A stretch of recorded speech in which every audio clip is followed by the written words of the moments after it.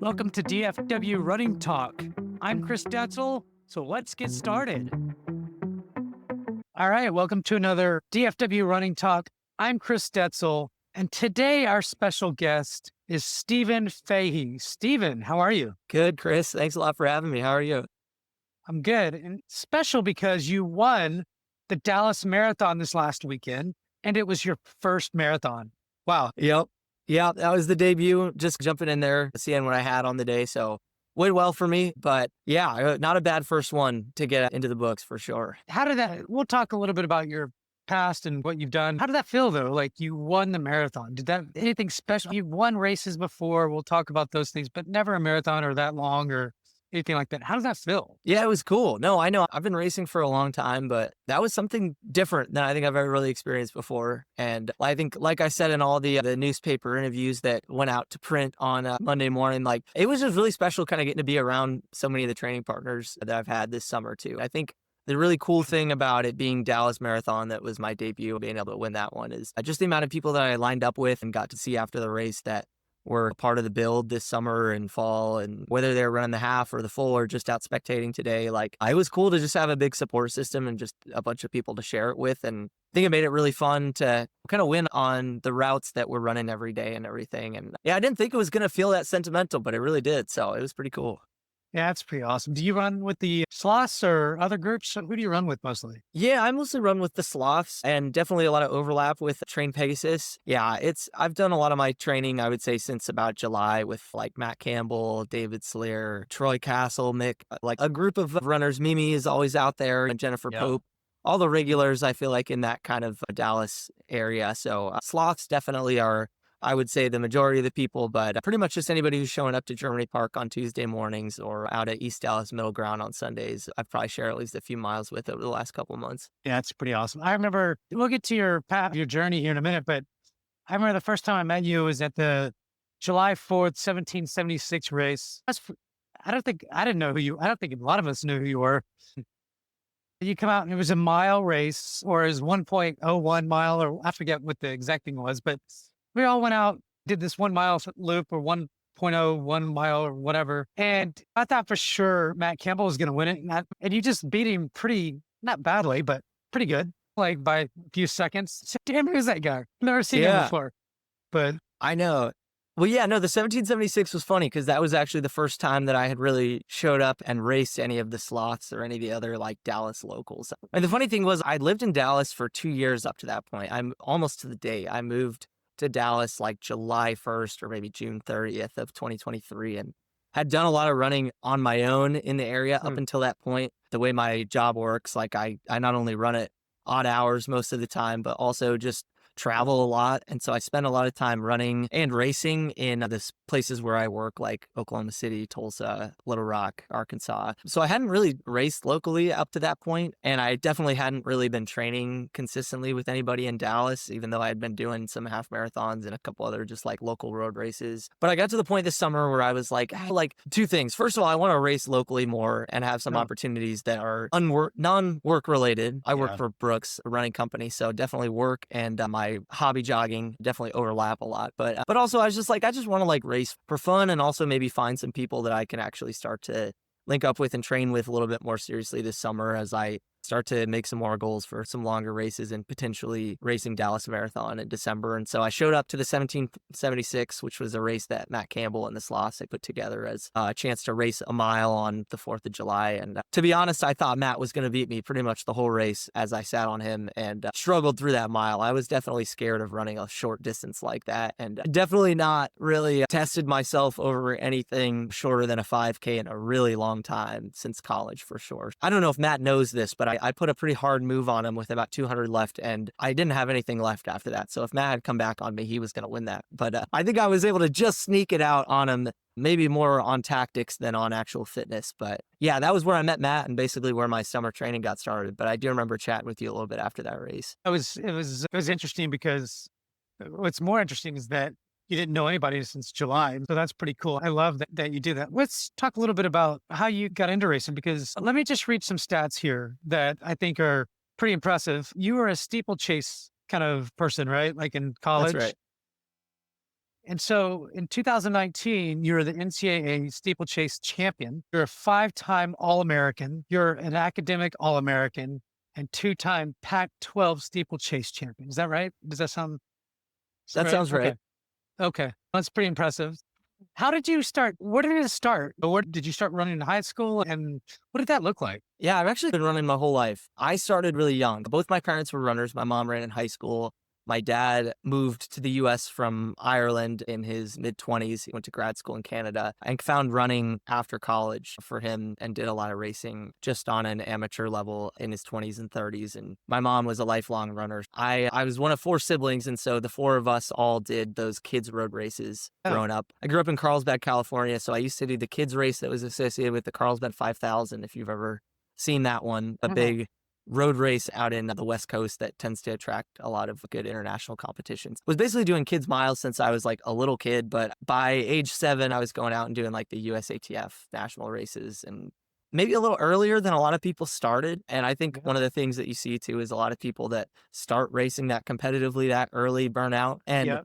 not a lot of them even make it all the way to high school and college running. So I was lucky that I also had a good balance with other sports and stuff growing up. And I always knew that running was one of the sports that I was good at, but I definitely considered myself more of a soccer player or basketball Mm. player growing up until high school. And then, yeah, to your point, high school is where I think running really took off for me as something that I saw as more of an identity thing. So I started running on a team with my brother. So I had a brother who's 2 years older than me. So pretty much any sport he did, I was going to do. So if he ended up being a basketball player in high Competitive. school, I probably would have been a basketball player in high school. Yeah. He was a runner and he was really talented in high school and college and ran at Georgetown on a scholarship as well. He had someone to follow in the footsteps of, but also he set the benchmark for what I considered to be good and fast. And he went into high school right away and broke 9 in the 2 mile as a sophomore. So Oh, the bar was set pretty high for me as the middle child in our family and as a younger brother. But yeah, definitely we had a fun high school team. I went to La Casa Canyon High School in Carlsbad, California, and I had a great experience there. So I had fun running in high school. And by the time I got to be an upperclassman and my brother was already running in college, I knew that running in college was something I wanted to mm. do. And that was how I would say, got my start as someone that was going to be like a lifelong runner. Now, did you break 9 as well, or? I did break 9, but it didn't actually happen until my senior year. So I was a little bit more of a late bloomer. I would Okay. say the triumph of my high school career was that I caught up to my brother's school record in the 3,200 as a senior. So I was able to, we split our school records. He's got the mile still, and I've got the 2 mile still. But that was a nice little accomplishment to end high school for me. But Yeah. still, I would say on the whole, he was a much more accomplished high school runner than me. But I did know that maybe that my development was just going to be a little bit different than his. And it took me a while to get to that point of not really comparing myself to him that much. But I also had the advantage of the academics were just a little stronger for me than they were for him. So it definitely opened up even more possibilities, I would say, for college. And not that Georgetown is a shabby institution at all, I would Not say. bad. He was a great student and he's doing fine now. But I know Stanford was a school that I always wanted to run at and that was somewhere that I thought I would be challenged to, because one of the things about running at Stanford was Mm. that I was going to be the low man on the totem pole when I went there. There were definitely some options to run at some other schools where maybe I could have been a contributor right away, or even some schools where I could have been our top runner coming out of high school. That it's definitely intriguing. And when you're a high school kid and you're used to maybe being the man for a little bit there as a junior and senior, as like the fastest guy on the team or whatever. But I think I knew that the best way to see how good I could be in the sport and get the best out of myself was to go to Stanford and start as the 20th man on the team. So I was glad I made that Wow. decision. Every kid from my area wanted to go to Stanford anyways. So it was not a hard decision at the end of the day. Sure. So you went to Stanford, and tell me a little bit about the journey from getting into just pure running to steeplechasing and things, stuff like that. Because I don't know a lot about steeplechase, to be honest. Yeah. To be honest, I didn't know a lot about the steeplechase either when I got into college. We didn't have steeplechase as a high school event in California. Yeah. For me, it was something kind of new. Really, all I had to go off of, again, was that blueprint of my older brother who had started steepling as a senior in high school, unattached, and then in college. He had been doing pretty well so far in his first 2 years at Georgetown when I entered college. So it was something on the radar. Definitely, our team at Stanford was very cross-country oriented. We wanted to try to be competitive at NCAAs every year and make sure we're developing great cross-country runners. And then our program was really 5K, 10K for outdoors. So we didn't really have a ton of steeplers on the team. And so I say as a joke to people, but it's not entirely a joke, that I got into the steeple in part because I bombed so bad in my first 5K in college.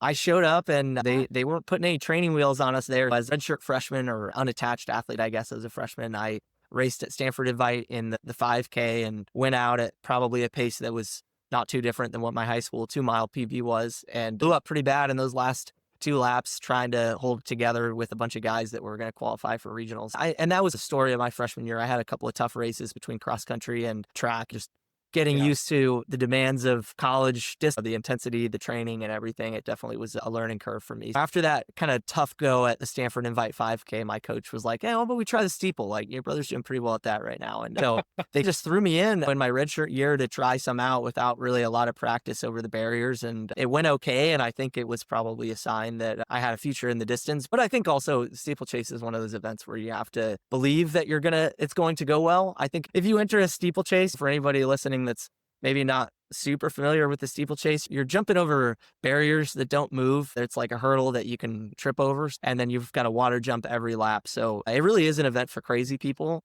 And it's one that I think benefits the people that somehow get a rush out of jumping over weird stuff during a distance event. And for me, for whatever reason, I just had this feeling like I was going to be good at it and that I was going to look cool doing it. And I think that was just enough that was enough to get me a start there. And on top of that, it was the thing on our team that nobody else at Stanford really did. So it was a way for me to have my own thing. And I think all those things worked into my favor, just helping me to get a little confidence there in that event. Did you still run cross country, or what did that look like? Yeah. So still did cross country. And I think the big thing for our team too was like making sure the guys that ran the steeple didn't see themselves as like just steeplechasers. Like ultimately our biggest goal at Stanford was to try to win a cross country national championship and definitely try to compete in the Pac-12 as well, and be a good, well-rounded teams.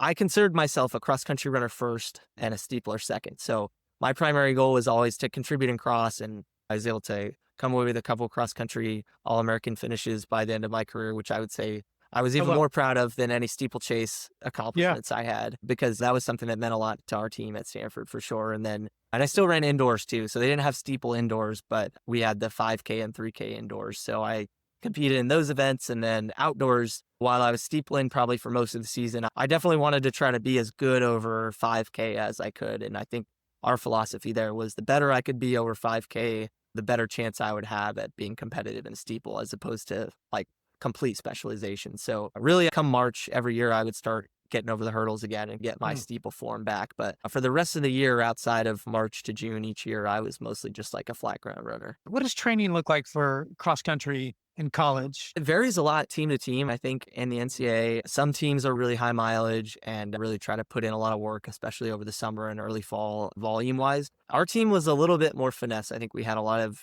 talented runners who our coach was just trying to keep healthy and get to the starting line in November. So honestly, if anything, I'm grateful I didn't know what some of the other teams were doing, because I was running 65 to 75 miles a week most of the way through college, and I thought I was working pretty hard. Yeah. And that was with some doubles, a couple doubles over the course of the week, a few gym sessions, and our long runs maxed out at like maybe 15 miles. So we were not doing a ton of crazy volume. We were a big, That's pretty good amount of volume for good for running 5K. 10K for sure. Yeah, for running 8K, 10K cross country, it was still good. It was definitely not the 100-mile weeks that I think some other teams were putting in for sure. But I think also our strength was that we just had a lot of really talented guys. The more, I think, consistent weeks of doing a threshold workout on Tuesday and maybe more of a VO2 session on a Friday, and then a nice easy 14 or 15 mile long run on Saturday that we could get in, I think the more likely we were to be ready to go for postseason racing. But yeah, we definitely, I think, were a team that was like more mid-level as far as how much volume we actually put in. Got it. Did you ever get to a point where you were one of the best on the team, or? I'm just trying to fill you out because I don't know. Yeah. I'm curious. I'm interested. I actually think one of the best things about being at Stanford is that I really don't think I was ever the best guy on the team. And I think that is in part because Grant Fisher was 1 year younger than me on the team. So Oh, wow. Really? And as soon as he came in, I was never going to be quite as good as him. I think the great thing about our team is a guy like Grant could come in and everybody knew how talented he was, but he didn't really Yeah. do anything different than us in training. We were a group that basically our number 1 through number 10 guy were all doing essentially the same training Hmm. and just elevating to whatever level you were talent-wise on race day. So it wasn't like Grant or Sean McGorty or any of my other teammates that went on to be like big-time pros and USA's qualifiers were really doing a lot of like training that differed from maybe what me or even some of the freshmen and sophomores on the team were doing. But Yeah. I knew come race day that all I ever had to do was play a role because really I never was the guy at Stanford. So I think one year at Pac-12s, I was our number 2 scorer, a year where we won and went 1-3-4 at Pac-12s, which was cool for cross country. But even that year at Nationals, I was our number 3 guy. And so, yeah, there were some years where I got to be a contributor and a scorer on the team, which was something that definitely took a few years of work to get to. But I honestly think part of what helped me figure out how good I could really be was never really being the guy setting the bar and always having someone on the team that was outpacing me and definitely was racing at a higher level than me, so that you never really settle. And you also just know, like, all right, there's always like the next level that you can go to.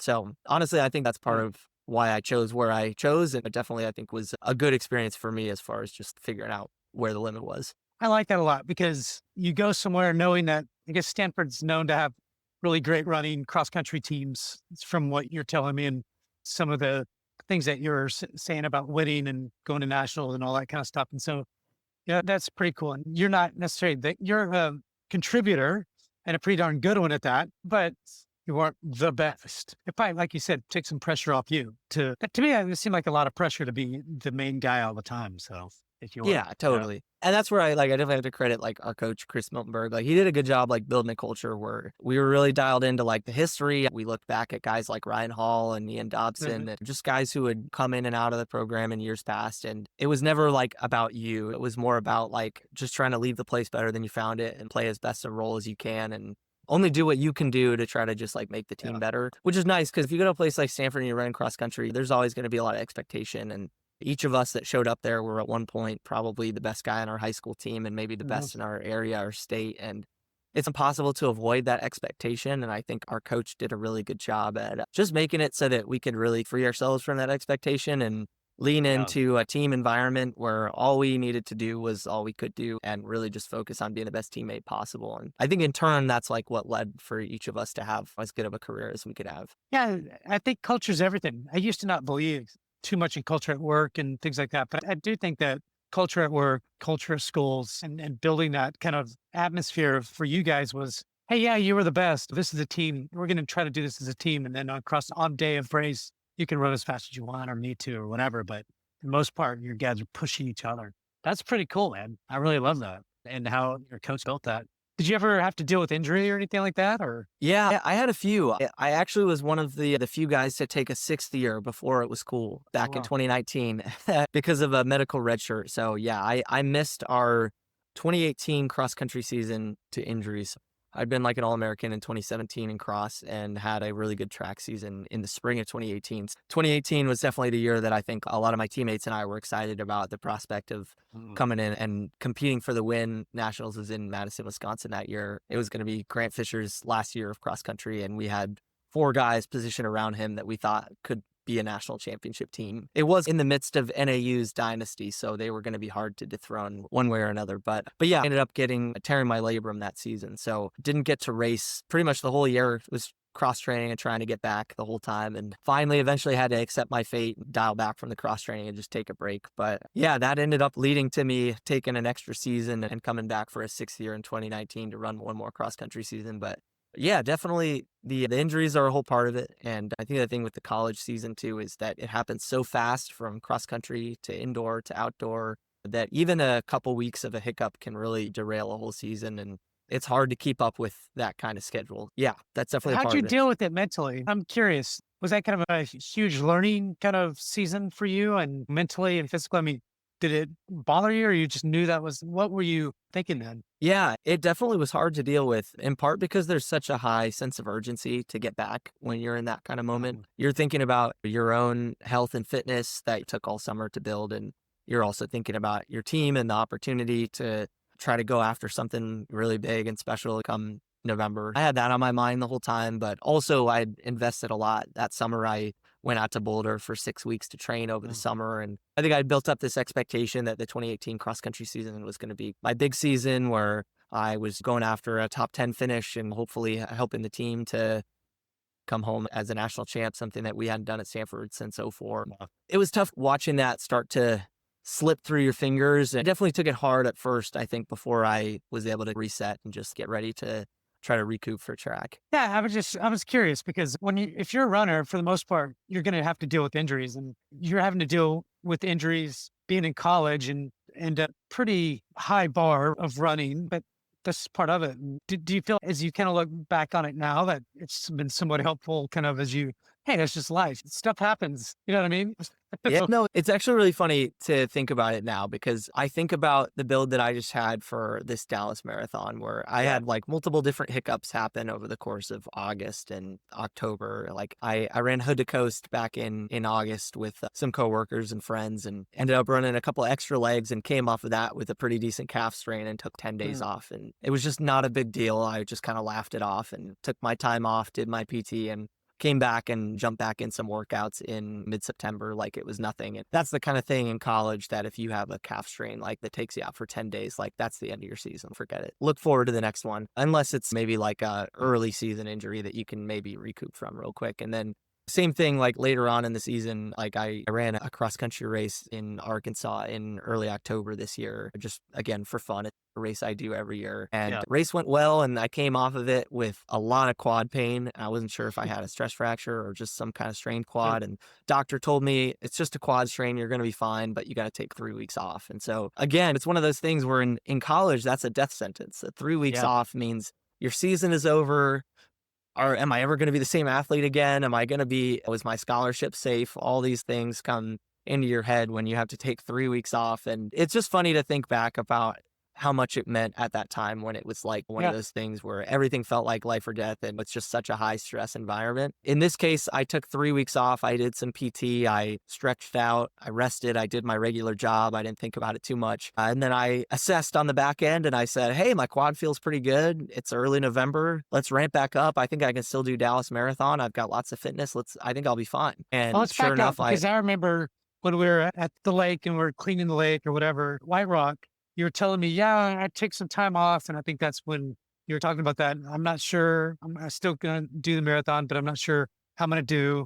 And of course, I think Matt was like, dude, this guy's going to win it. I go, that's what he said. And so I was like, all right, so we'll get to the marathon, I promise.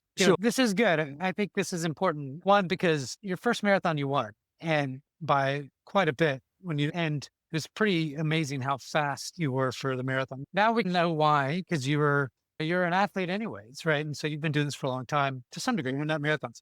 But all right, so 2019 comes, you finish up your career at college or you finish college and you finish that up. What did you start looking for a job? What'd you do when you came back? And then because we're doing marathons, obviously, but we haven't even got to that. That was like back in 2019 when you stopped racing. Did you do anything after that or? Yeah. So towards the end of college, especially when steeple started going pretty well for me, I started to explore the possibility of continuing to run professionally after college. And I got really motivated about the idea of doing it contract or no contract. I said, I think it would be really cool to keep training if I can find a training group to join, someone who will maybe give me a couple of resources and maybe set me up with some coaching and some physio and see if I can get myself maybe to the trials in 2020 or even USA's in 2019 or something like that. That was what was going through my head, maybe 2018, early 2019. And I had some conversations with a couple of agents while I was in school just to see what that possibility was going to be like. And then I think winning in 2019 definitely opened up a few more doors for me as well.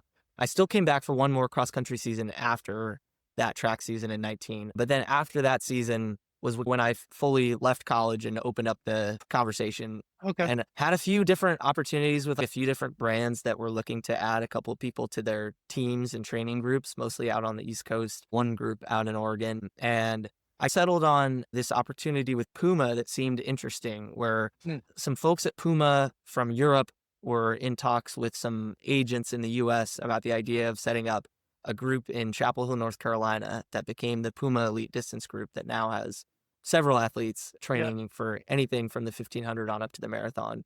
Probably late 2019, early 2020, this was being talked about, and my agent, Tom Ratcliffe, who was a really good kind of resource for me as I navigated what pro running was going to look like. He was one of the folks that really was in touch with those Puma executives setting this group up. So I trusted him, and he told Mm. me, hey, I think this is going to be a great opportunity for you. You're going to get a chance to train with other good athletes, have good coaching, and all the resources that you need. Because I think the big thing with pro running is there's a lot of levels to it. And a lot of low-level pro runners don't even have the same kind of resources that a college athlete has in terms of their facilities and their access to nutrition, training rooms, sports med, definitely insurance, stuff like that. So it sounded like Puma was going to be a brand that was going to support all of that. But then, as we all know, in 2020, things went awry for a little bit. So I had actually already moved out to Chapel Hill in January 2020 before signing a contract. Luckily for me, my college coach, Chris Miltenberg, had taken a job as the director of track and field at University of North Carolina, Chapel Hill. Oh, wow.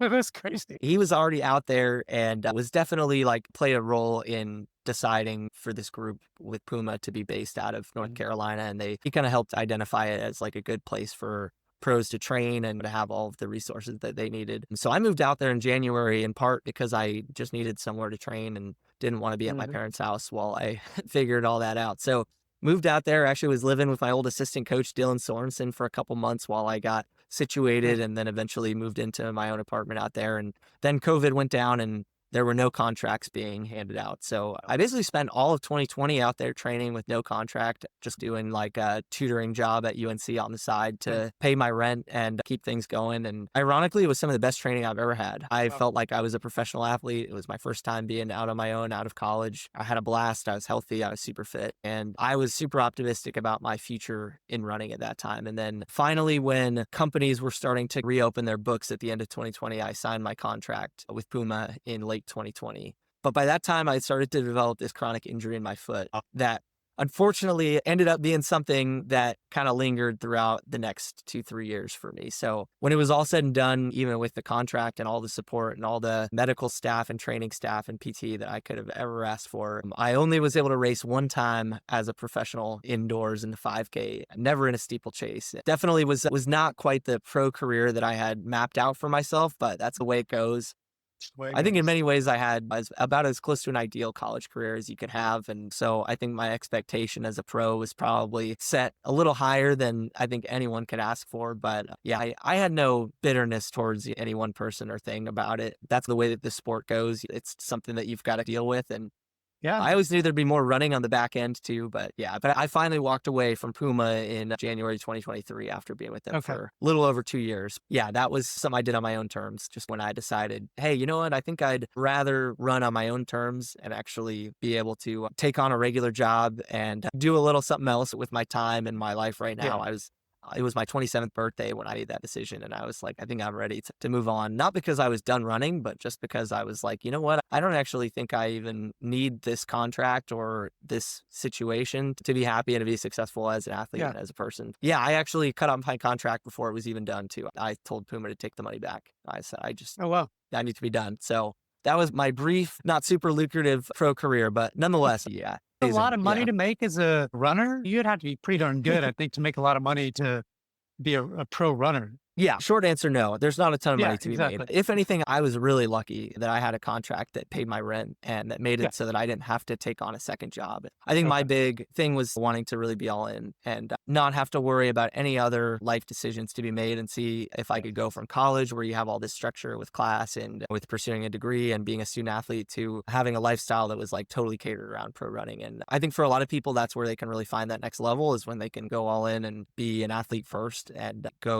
leave no stone unturned. Yeah. For me, it was just unlucky that it happened to kind of line up with all the injuries and left me definitely twiddling my thumbs a lot and a lot of cross training and swimming, which was a bummer. But at the same time, I think, for me, it was definitely an experience that I needed to have one way or another. So I was grateful I got to go for it either way. Yeah, why not? Just as curiosity, you guys are running pretty fast. So it sounds like you guys run a lot of 5Ks. What was your best 5K from outside and then also on the inside on the track? Or the inside track? Yeah, so outdoor track, my personal best was 13:34 from 2019. 2019. So again, that was one of those races where, home track at Stanford, Grant Fisher out front. I had just Oh, about as good of a pacing crew as I could want. So yeah, there were some other really good athletes in that race too. So that was my best outdoors. Indoors, I ran 13:44 and snuck into nationals indoors in the 5K, which was cool. But I think those were two things that I was super proud of too. yeah. I was a steepler first, as far as that was the event I was going to race at NCAAs if I had a chance. But I was definitely proud of not being one of those guys that was like, oh, I only steeplechase. I think the better I could be at the 5K, the better I was going to steeple. And I think running that 5K, especially my 5th year in 2019 outdoors, was, I think, what gave me even more confidence as a steepler that I was going to be able to compete with anybody. So that's definitely something I can hang my hat on now as an old man who can barely break 15s. Barely 15. Yeah, that's terrible. But you're not training like you were before, right? It's a little different. Oh, yeah. It's not you're working a full-time job. All right. So you finish up your professional career of running, you finish. But what was next after that? You got a job directly with Brooks, or how did this work out? Yeah, so one of the first things I applied for was a tech rep job with Brooks Mm. in Charlotte, North Carolina, which was like not too far from where I was living in Chapel Hill. And I got close to getting that and was asked on the spot if I wanted to do the same thing out in Dallas. And I'd never been to Dallas before and had really no idea what to expect as far as what that would look like, where to live, any of that kind of stuff. But they gave me the weekend to decide, which was really nice. So I called a couple of people and had a few chats with some folks that I knew that went to SMU and some other, kind of Dallas connections. And I was like, okay, I guess I'll figure it out. Why not? So I moved out to Dallas pretty much sight unseen in 2023 and started my job. And it was a good fit. Brooks has been an awesome company to work for. And I think I knew right away when I started working for them that it was like the right kind of thing for me and for my career for sure. But I didn't really have a lot of Dallas connections when I moved here. Yeah. I knew one or two people, didn't really have any ins with the running community. And the other irony of my job is that while I'm like a tech rep that's supposed to be super ingrained in the running community, I'm more or less the Oklahoma, Arkansas rep for Brooks, who was just asked to live in Dallas. So Oh, we okay. actually have Well, we have another rep who actually covers a lot of the running retailers and run groups in the DFW area, who's been here for a lot longer and okay. is probably a little bit more well connected with your Luke's Lockers and such. Mm. Mostly our Oklahoma, Arkansas, and a few outlying Dallas retailers as far as like my work connections. So it made it Yeah. so that I didn't really have a super big in with a lot of Dallas runners like straight away moving here for sure. I'm sure it was hard. Yeah, you made the right decision, but did you move in an apartment that you're like, oh my God, like I picked the wrong place, now I have to go somewhere else? Or did you pick somewhere pretty decent at least?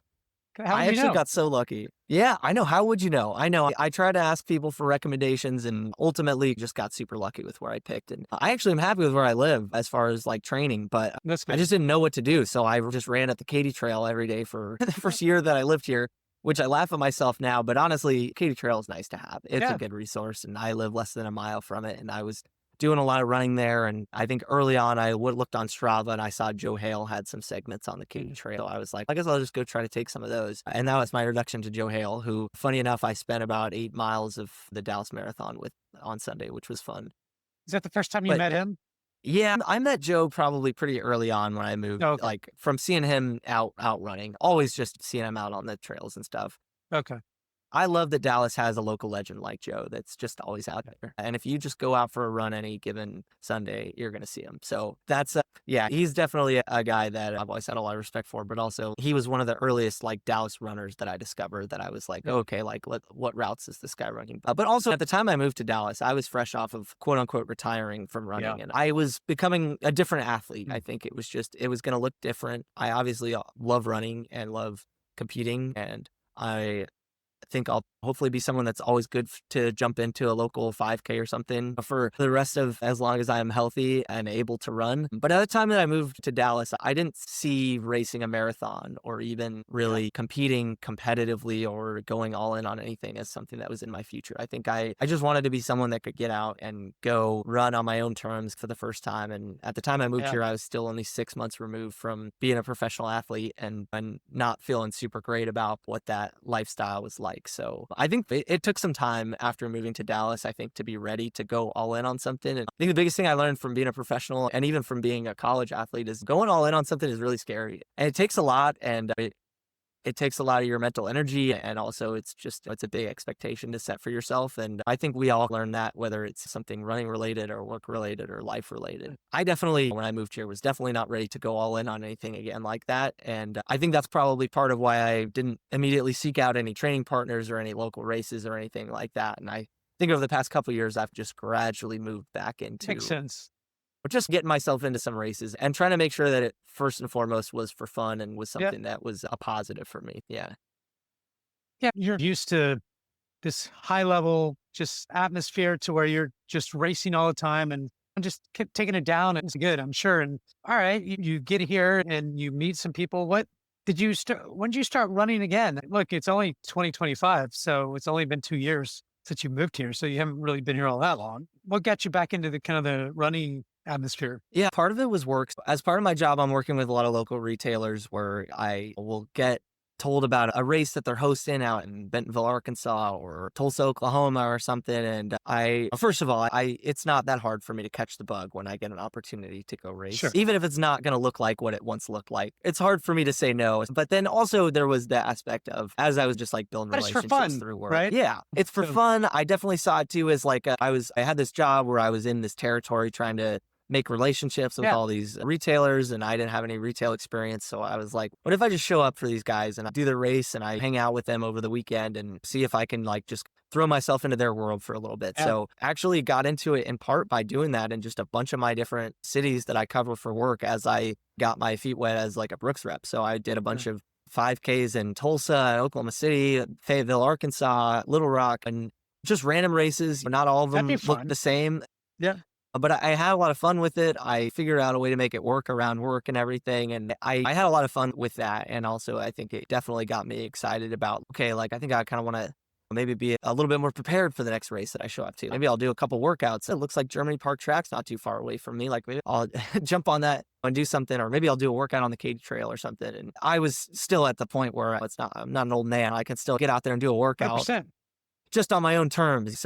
Yeah. So yeah, I was still doing some of that, It's not but competitive anymore. It's just exactly. Yeah. being just like It's the just a rest little, of us just a little humans. different. Yeah. And Yeah. then I had some friends from the Midwest that talked me into running the Detroit half marathon last fall, so 2024 in Okay. October. And so that was a chance to look at what a training block ish would look like, and obviously like more of a destination race, and Yeah. getting an Airbnb and hanging out with some friends and getting to go race. And That's when it's so fun. yeah, exactly. And that's when I realized too, I was like, well, like that's what really not that doing the retail races wasn't fun either, but Yeah. there's something about making a whole weekend out of it and being able to go have some fun with your friends. And I think at a certain point during that weekend in Detroit, I realized I actually don't care what time I run here at all. Yeah. I'm going to have fun whether I run 60 minutes in this half marathon or whether I run 80 minutes in this half marathon. Either way, we're going back to go have some drinks afterwards, and we're get some pizza, and we're going to hang out, and we're going to fly home and tell everybody how much fun we had. I think that was a good experience for me too, of this is like what it should look like after college. This is what the next level Yeah. is. The next stage of running is for me. And what I started to realize is you can run as fast or as slow as you want in that phase, Yeah. and you can still have fun. And I think that's a nice like freeing thing. But I also think that trip last year also showed me like, okay, yeah, like I still definitely want to do this, but I also would love to have the next race that I do be something I can be proud of. Whether that means that it's the result or more just like what the training block and the buildup looks like. Like I would love to show up at the next race being like, feeling like I like Super prepared. fit. Yeah. Like I think, you tell me if I'm wrong, even if you win a race now or whatever, that's winning is fun. It's not that, but it's for a different reason, right? Hey, I won or I didn't win. Who cares at the end of the day? Really, the pressure is, it really doesn't matter if you win or lose at the end of the day. Like you go out and run Dallas Marathon, you won, which is pretty awesome. But if you got second place, you think, oh, dang, that sucks. Whatever. You know what I mean? So Yeah. Absolutely. I mean, I would say for a good it's not like portion they in the give a first lot of money or any money for that yeah, matter. no, yeah, there's no prize money at all. I think, yeah, it was definitely for me, like the best part of it was getting to line up and seeing all the Sloths and Pegasus folks and other Dallas runners on the Yeah. starting line and being like, dang, like this is cool. We're all doing this. And then for only living here 2 years and only being really running with any other people since like July, like the amount of people I heard like cheering for me and yelling for me along the course just from the community that I've found over the summer and fall, Pretty training cool. with some of these folks. It's incredible. Yeah. It's not to get all sappy on everybody on the pod, but yeah, it was pretty sick. I got to say, it really didn't matter to any of those people, I think, whether I won or not. Like, I think they were just excited that I was out there representing the community and on participating. And that was cool. Let's talk about the race then. So let's talk a little bit about training, since you said, hey, I want to really start training for the Dallas Marathon. And how did you think about getting into a marathon? Because you've never done a marathon before, because it sounds like you only did one half or two, or at least one, because they didn't do many halves either.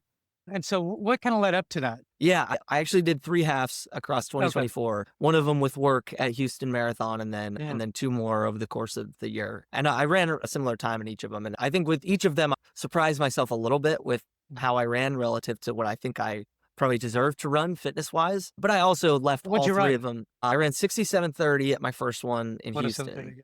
And I ran 68 high at both Bentonville half in April, and then I think I was like, 68 something at Detroit in October of 24. The dude that ran Dallas half ran like a 66.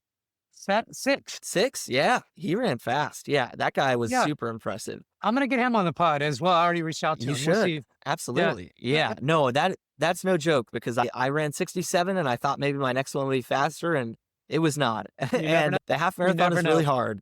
It is a hard race, and it's one that you don't get away with anything. I think coming off of those 2 68s, I was like, man, maybe I should really look into putting in like a real training block where I actually that try doesn't to really put it in all a block together. of training and still runs a 67 and 68. I got in some good workouts, and there's a few weeks in the build where I can still throw the mileage together, but I think part of that too was just like not having the structure. I just didn't have the discipline that some of these guys, I think, that like really have a good plan. And part of that too was just my own fear of trying to build a block and be disappointed. And I think I got to a point now where I'm like, okay, like I don't have to be afraid of that anymore. I trust that if all these guys around me can do it, I can do it. But it takes a little bit of vulnerability to be like, I'm actually going to write up training or be coached and go do it. And I think all of those halves that I ran in 24 were just stepwise movement towards, okay, yes, I can like really actually train again. That's awesome. But so anyway, so to get to Dallas, like I decided like probably May or so that I was like, I think I should run the Dallas Marathon. Like, it had been a seed that had been planted in my mind since Dallas Marathon in 2024, where I left my apartment in the Oak Lawn, Turtle Creek area out for a run on that Sunday morning, probably around 9 a.m. The marathon had probably started about an hour ago. And I was running along Turtle Creek and down into downtown because I was like, oh, it's marathon morning. That's right. Cool. And I was just blown away by how many people were out there. I was like, geez, there are like way more. I know people come from all over for this race, but I was like, for whatever reason, in the first 2 years that I lived in Dallas, or definitely like year and a half at least, I had this idea that it just wasn't as much of a running town as Chapel Hill or Eugene or some of these other places. Yes. And I think you see one of those like Dallas Marathon, and it changes your perspective, and you're like, this is a running town. They're out here. I just haven't found them yet. Yeah.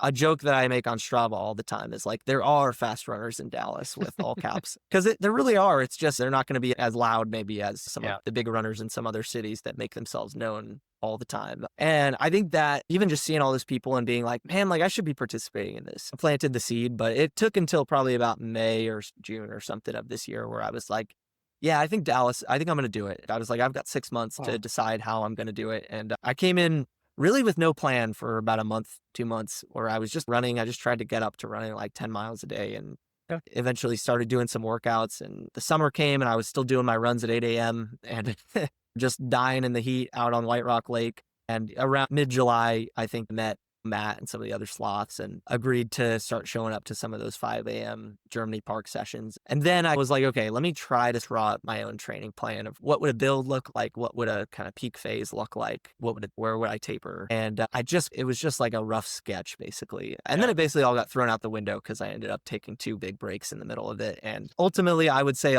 most of the workouts I did in this build were written by whoever Matt Campbell's coach is, because he would send me a workout on Monday night and I would say, sounds good, I'll be there. And I would show up Tuesday morning and I would do the workout with him and try not to mess it up for him. And I would finish and I'd be like, that was great, man, thanks. And he would be like, glad to have you, dude. And see you on Saturday. See you later. Yeah, and That's I great. try to tell him, like, I'm not trying to poach your training or anything, but honestly, for me, like, that it was so nice to just have people Yeah. to him and David Sleer and some of the other sloths that were showing up every Tuesday, just to have people to do some workouts with, and sometimes I didn't even really care what the workout was. I was just like, I think if I just get out there and I do something this Tuesday, get active, Yeah. I'm probably moving in the right direction.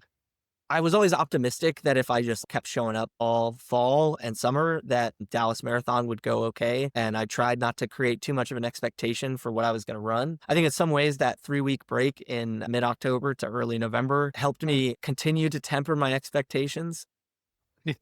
in For a way sure. that ended up being positive. I definitely had a couple of signs coming off of that in November that I was still in good shape and could probably run pretty well. But I think in general, yeah, I came in without a huge idea of what I was going to be able to do and wanted to have fun, wanted to give myself a shot to win if that was available to me. But I think I was okay with a whole range of possibilities.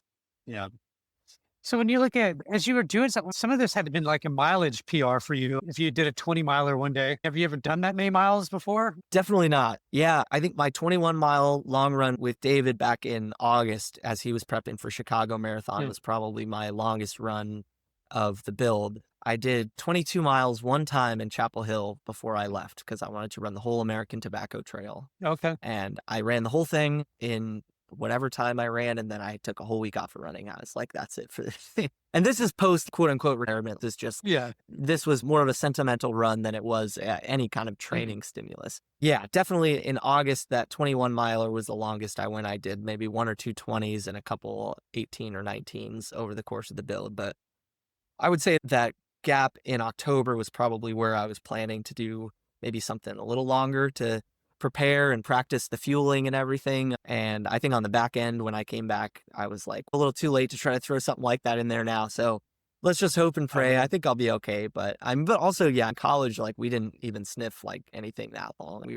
We maxed out at 15 or 16. So I think even as a professional, the longest I'd ever run was like 16 or 17. So That's still pretty good amount. So it yeah, wasn't so like you yeah, haven't not done bad. long distance before. Yeah, and I think, like, ultimately, like, I wasn't worried about being able to, like, cover the 26.2, but I think Yeah. figuring out what the bonk was gonna be like, where it was gonna Yeah. come, what the fueling was gonna be like, I definitely did not give myself a ton of practice with the fueling. Mick and David, if they're listening, will laugh about the one session where I tried to practice, and I would say the closest I got was maybe, like, taking a couple of gels during an hour of a tempo or something like that and being like, "Oh, that didn't go too bad. I think I'll be okay." But I was definitely winging it a little bit, but I think I got in enough long runs where I was like, "I'm not worried about 26. It's more just about Yeah. whether or not I have it on the day." All right. So we've talked a lot, but we haven't really talked about the race. Let's talk about as you step on the course and thinking what was, how did you go out? All that kind of stuff. Walk me through some of that. Yeah, I think, like, the mindset early was to try to be bored for as long as I could. I think my downfall is that I'm not very patient and Mhm. I'm not always the most disciplined workout partner, let's just say. Racer, I tend to do a pretty good job for the most part, but I think with something that was this long and that the pace was going to be so much different than any kind of thing that I had done in a half marathon or 5K, 10K. I even told Mimi, who I was with for at least the first 8 miles of this race, probably, I'm just trying to be bored at 10 miles. Yeah, I know. Mimi, who had an incredible half marathon personal She best and crazy unbelievable. fast. Yeah, it's honestly so cool to have people like Mimi and Jennifer Pope, like, around and Yeah. to put it all in perspective, like, they were, like, really doing it for real. But, yeah, Mimi ran 72 and a half, so she was rolling to start the race, and 100%. I was with her and Dakota through 8 miles, basically, until they had their turn off for the half marathon. So, I remember telling her, like, "I wanna be really bored at 10. There's no reason to do anything there." So I tried to go out really conservative for the first 8 to 10 miles, and then at some point heading down the hill towards the lake, I caught up to Joe Hale, So Joe who was already ahead of you then. yes, so I Okay. spotted Joe early, and my initial thoughts were that Joe might win the whole race. So I was Mhm. like, I expect Joe to be out front. I expect him to be someone that I maybe try to chase down over the back half of the race. And I knew Mhm. he's done this race a bunch of times, won it a bunch of times. I thought the only way I'll beat Joe is if he just doesn't have a great day. And he's a pretty experienced racer and he does a lot more volume than me. So he definitely Yeah. knows what he's doing. But I saw him pretty much just after Mimi and Dakota turned to go towards their half marathon finish up. Okay. And I So started pretty going, close. yeah, so I started going down Richmond, that's, like, probably 8, 9 miles in, and I looked ahead and I saw Joe, and then I looked further ahead and I saw a pack of NAIA guys and a couple non-NAIA guys. And I thought, oh, shoot, I guess those guys are doing the marathon. So at that time, they were about 40 seconds ahead of me. And Okay. I was like, even though I'm trying to be really conservative right now, I should probably catch up to Joe. I think it would be better to have some company here. Yeah. So I ran up to him I and like that. I lined up with him. And at that point, I was super excited too, because I was like, this is great. Like, I'll be able to have someone super experienced to run this middle part of the race with. And I trust him completely in terms of what moves to make. And I could only assume he would appreciate to have some company here as we try to reel in this pack that at that time was at least a good 30, 40 seconds ahead of us. So probably ran with him from about 8 to 16. And we had all kinds of stuff go on during that little stretch. I took a quick porta potty stop around You mile did? 12. Yeah. Wow. Yeah. I had to go to the bathroom pretty much as soon as the race started, and I thought it would go Yeah, away, and it so did. It cool. didn't. Thankfully, not the bad kind, so it was pretty fast. Yeah. But I told him, I was like, dude, I think I'm gonna jump into, and he was like, good luck, dude. I guess I'll see you. And I don't know if he expected to see me again or not, but Probably not. I caught up again probably a mile later, so probably spent a little too much energy catching up too quick. But I was feeling good at that point still, and it was really cold, so I was That's trying to warm insane, myself dude. back up. Oh my But God. yeah, it was funny, man. But yeah, so then we caught up the NAIA guys probably around the half, and then we kept working together, and we had those two guys, Casey and Craig, out front, still probably 15, 20 seconds ahead. And But at did you one know point, that?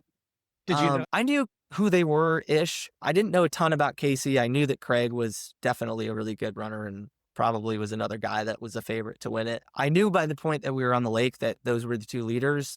Okay. I didn't know what they had and didn't have. I thought maybe they even had another gear and were going to run away from Did you know how us. far they were up or no?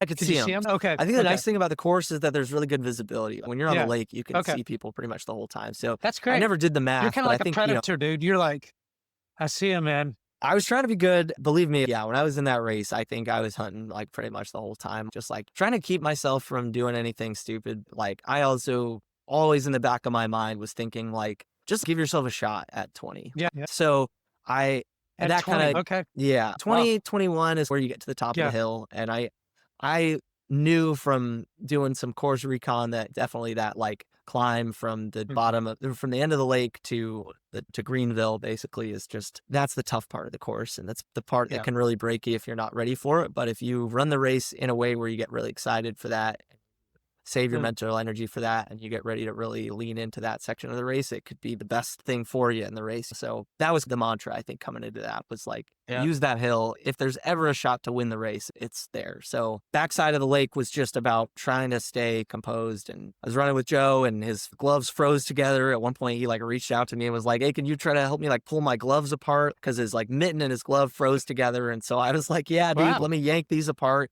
His like hands weren't working anymore, but Man, so it I was can't funny, believe it. man. But that's what you get when you have 30 degrees out on the lake and you Yeah. got wet gloves. But it's cold. anyway, so yeah, so like Joe and I had a whole race's worth of fun there from 8 to 16. But by the time we got to the backside of the lake and I was really eyeing those guys in the lead, I was trying to make sure we didn't get too far away. And if anything, that I was inching a little bit closer and closer to them. Did And Joe so at know? some Did point, he know that you were going to go after him or no? I don't think so.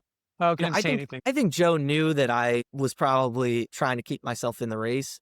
And I Mhm. think I was talking to him from time to time about like, all right, it looks like those guys are still chilling, but let's just like keep them in the sights. But I imagine when Joe let me go, it was probably equal parts. He was feeling it a little bit, but also I think Yeah. he knew that I was like starting to really try to reel Chomping those at the guys bit. in. Yeah. And if anything, I think spending those 8 miles with Joe was, I think, a great way to keep me equal parts dialed into the race, but also not trying to make much ground all at once. So definitely owe him a lot to get me through the middle part of that race. But by the time I broke away from Joe, it was basically just a cat and mouse game of like, how long am I going to let these guys go? When am I going to try to reel them in? And I really tried to make a deal with myself that like I wanted to let them get to the hill first before I made any kind of move. And I think that ended up being the right decision because I was still feeling pretty good coming off of the lake. And by the time we started climbing, I think they started to feel it a little bit more and they started to come back a little bit quicker, which was good for me, even though I didn't really have a plan for what I was going to do if I took the lead, because I really didn't see the lead as like a total possibility until we started climbing. And I was like, I think I'm going to catch these guys. But yeah, I think I finally caught up to Casey and Craig around 21, right around when you finish the climb and turn onto Greenville and to Ross. So that was when it became like a race for the win. You beat those guys by quite a bit. I mean, by 4 or 5 minutes or six, I don't know exactly, but so it wasn't like it was just right there. So whenever you were like pass them, what did that feel like? And then did you just pour it on after that? Because you're pretty, the last 4 or 5 miles, man, must have been really speeding for you. I guess lucky for me, once you turn on Greenville and down into Ross, you run it downhill with, on Sunday, there was a tailwind too. So That's right. kind of a double whammy there as far as getting some momentum back after climbing for a little bit. But I cut up to Casey. I think Craig fell off a little bit like at the end of the climb. I think he was really feeling the lake there. But Casey ran with me for a little bit, coming around the turn Okay. and down onto Ross. And in my mind, I thought the two of us were going to race all the way into downtown together. And That would have been fun to see. yeah, that one of us was going to have to throw in something hard the last couple miles Yeah. to win the race. And I knew I felt good, but I also didn't know what was coming for me come last 4, 3, 2, 1 miles, because I've never really covered that distance before in a race. So I was trying to still be patient, but I think by the time we got onto Ross and Casey started to hurt a little bit, I was like, all right, I think this is my opportunity. I shouldn't try to really pour it on, but I want to squeeze him out of this a little bit right now and just see if I can run a pace that I feel comfortable running for the entire rest of the race. What I didn't know at the time is that I was running about 5:10 pace at that time. So I ended up running at least a couple miles at 5:10 to 5:0 pace going down into downtown, at least according to Strava. Who knows if that's accurate or not, but it didn't feel that fast. But I think I had, again, wind at my back running downhill. And Casey slowly, I think, fell off of the pace at that point. But I'm glad that I didn't try to pour it on any more than that, because I think even that pace really did me in at the end. I ran alone, obviously, for 3, 24, 25.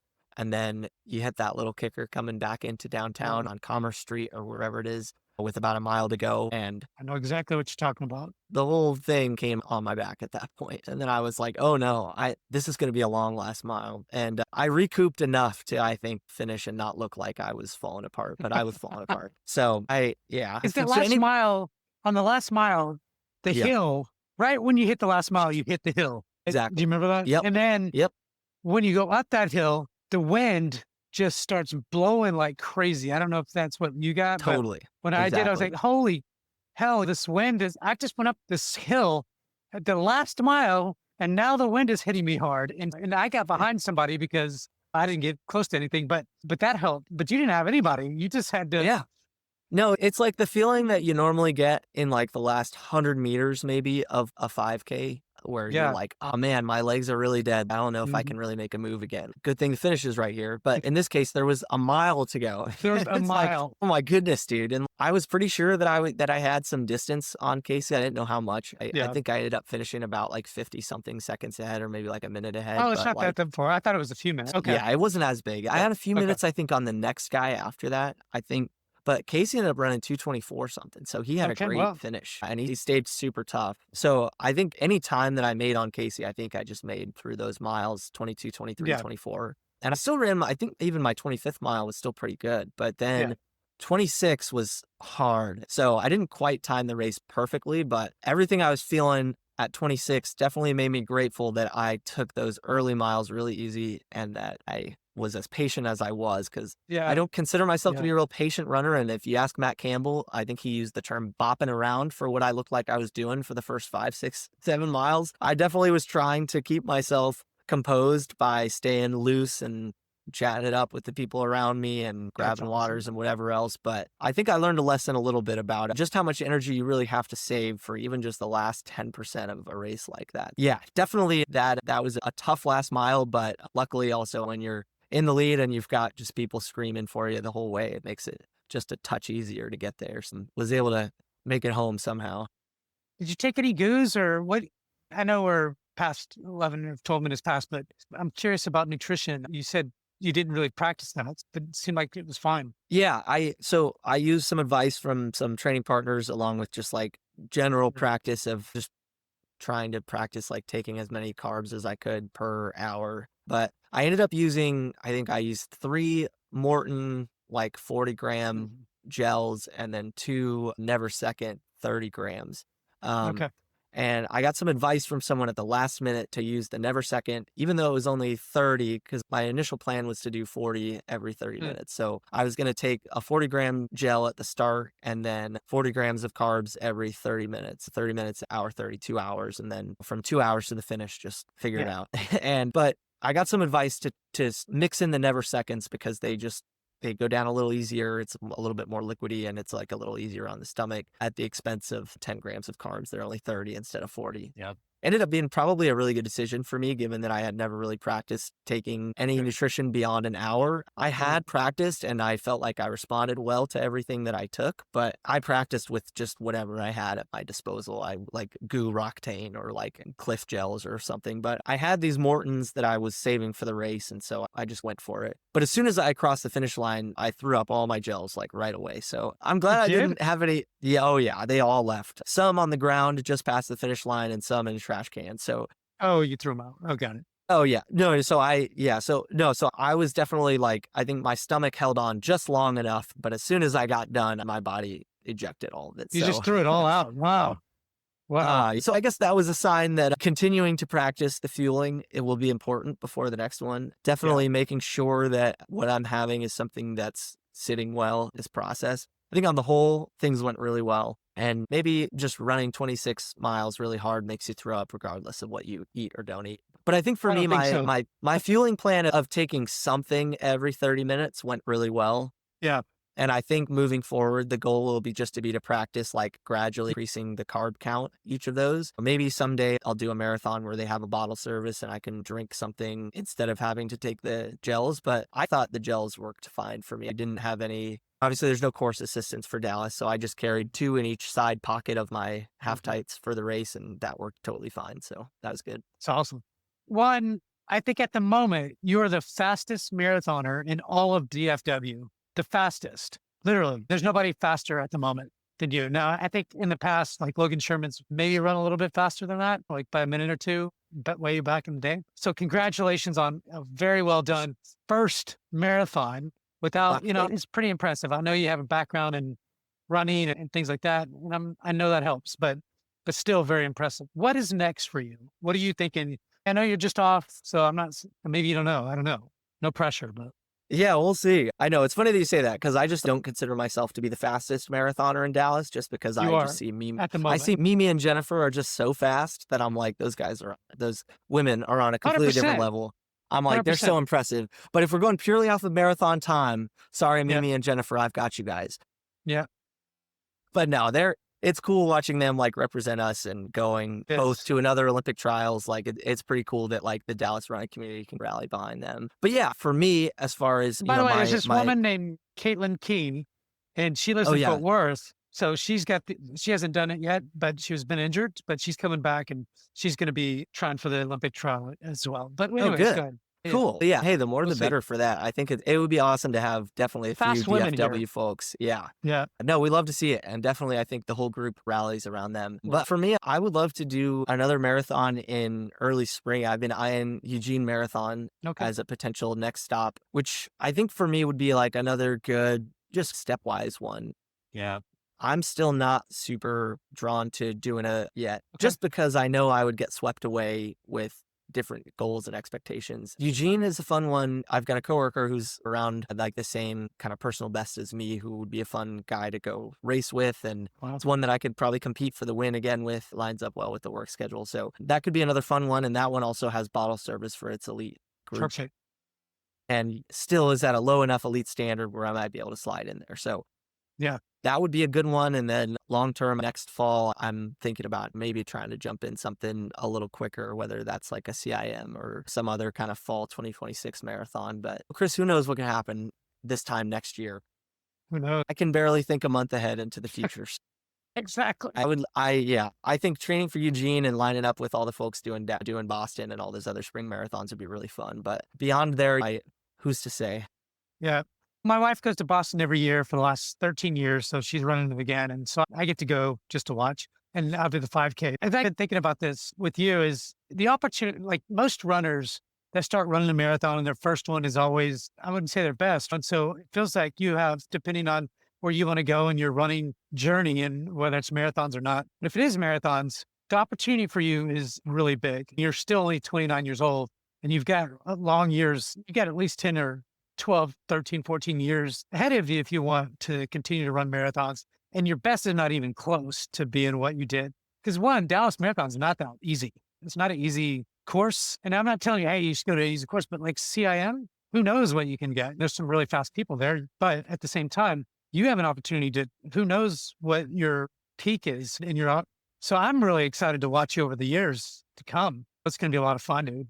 And I'm excited for you, man. I mean, 2:23, no matter how you see it, is a phenomenal marathon. First marathon. Well, Congratulations, thanks. dude. Thank you. I appreciate it. Yeah. Yeah. I just want to stay curious and keep having fun and never take myself too seriously. I think that's the great thing Yeah. about being where I am right now and having the background that I had is it's nice to be able to really tie a bow on that athlete that I was in Yeah. college or after college. And this that I'm doing now is something completely different and Mhm. can be whatever I want it to be. And it doesn't have to be anything if I don't want it to be anything. And That's right. I think that's a pretty awesome place to be. And it also just makes me really excited to just get to go do it with people that I've been training Love with. it. And I'm excited too. I'm excited to just dive into it a little bit. So it'll be fun. Yeah. I'm a big half marathoner. It'd be cool if you did some of those too, because I'd like to see people get really fast on those. Maybe if you do CIM, Dallas half wouldn't be a possibility probably. But is there anything that I missed that we should have talked about, but we missed this thing that we didn't get to? We covered a lot. Yeah, we did. I know. Sorry to take you over time here. No, No I think we worries. just about hit everything. I know. I definitely was not short of breath on you. So sorry there, Chris. But no, I appreciate it, Chris. I feel like you definitely hit on just about everything. And yeah, thank you so much for the time. Of course. Thank you, everyone, for tuning in to another DFW Running Talk. I'm Chris Detzel. Make sure you sign up to our newsletter, dfwrunningtalk.substack.com. Stephen, awesome job. And thank you for coming on. Thanks, Chris.